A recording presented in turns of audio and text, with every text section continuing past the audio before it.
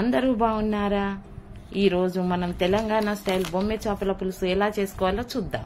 శుభ్రం చేసుకున్న కిలో బొమ్మె చేపలు, 3 స్పూన్ల కారము, టీ స్పూన్ అల్లం వెల్లిపాయ పేస్టు, టీ స్పూన్ పసుపు, రుచికి సరిపడ ఉప్పు వేసి కలిపి పక్కన పెట్టుకుందాం. మరో గిన్నె పెట్టుకొని 3 స్పూన్ల ఆయిల్, హాఫ్ టీ స్పూన్ జీలకర్ర, 2 పెద్ద సైజు ఉల్లిపాయలు, 2 రెమ్మల కరివేపాకు, టీ స్పూన్ అల్లం వెల్లిపాయ పేస్ట్ వేసి బ్రౌన్ కలర్ వచ్చే వరకు ఫ్రై చేసుకుందాం.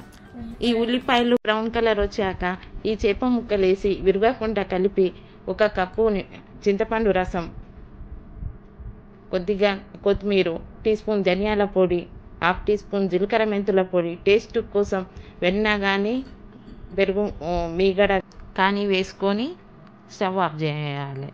ఎందుకంటే 10 నిమిషాల వరకు మట్టి పాత్రలో చేసినాం కాబట్టి 10 నిమిషాల వరకు కుక్ అయితేనే ఉంటుంది. అంతే, వేడి వేడి తెలంగాణ చేపల పులుసు రెడీ.